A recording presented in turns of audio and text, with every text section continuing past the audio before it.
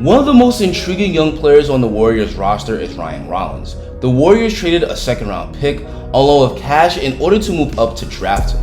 What did the Warriors see in Rollins that they were willing to move up in the draft for him? A look at his college tape shows Rollins has a lot of potential as a shot creator on offense, along with having a great physical profile as a guard. At 6'4" with a 6'10" wingspan, he can very easily be a steal. But before we break down his game, I'm trying to hit 10,000 subscribers by the end of the year, so if you enjoy the content, please like the video and hit that subscribe button. Now let's get started. Before we deep dive into Ryan Rollins' game, let's do a brief recap of his basketball career. Back in 2019, he was a 3-star recruit and averaged 25 points and 5 assists per game his senior year of high school. He committed to play for Toledo during his senior year. He had a very good freshman year where he averaged 14 points per game and helped Toledo to repeat as champions, and by his sophomore year, he was averaging 19 points per game and earned first-team All-MAC honors. He then declared for the draft where he was selected 44th overall by the Warriors, despite being projected to be a late first-round pick by many scouts.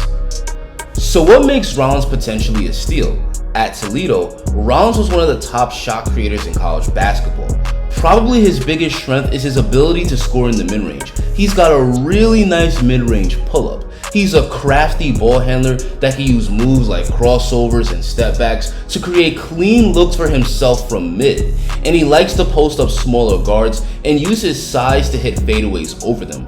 Rollins has said that he's a big fan of CJ McCollum and Devin Booker, who are both great mid-range assassins, so it's no wonder that Rollins has the mid-range pull-up in his bag. He also likes to get to the rim a lot. He's got a quick first step and a shifty handle, so he can regularly get by defenders and he can finish strong at the rim with either hand. He's got good finishing moves down there, but he wasn't great at creating contact, which often led to his shot getting blocked or altered.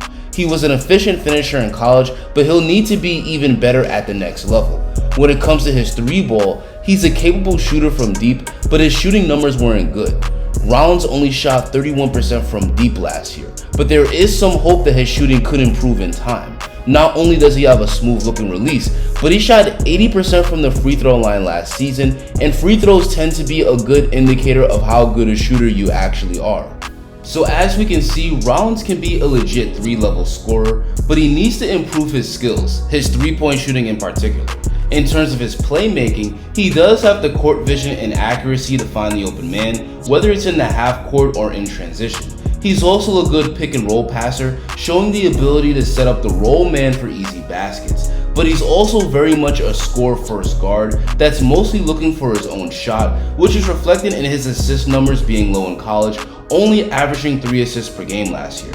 This is why Ryan Rollins is really more of a combo guard than exclusively a point guard, but playmaking is another area of his game that can improve. On the defensive end, his effort as an on-ball defender was inconsistent, and his lack of strength tended to hurt him against physical guards, often getting moved pretty easily.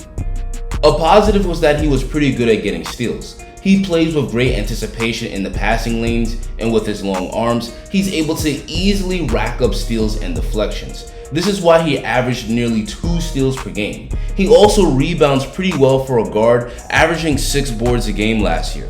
Overall, I think Rollins has potential to be a very good combo guard at the next level. He could be a great scorer, and if he locks in defensively, he can thrive on both ends of the court. But he needs to get in the weight room and get stronger, and he has a lot of skills that he needs to improve on. Fortunately, the Warriors are a deep roster, so there's no pressure for him to produce right away. Rollins will probably spend a lot of time in the G League, but if he continues to develop his game, he could help lead the next era of Warriors basketball.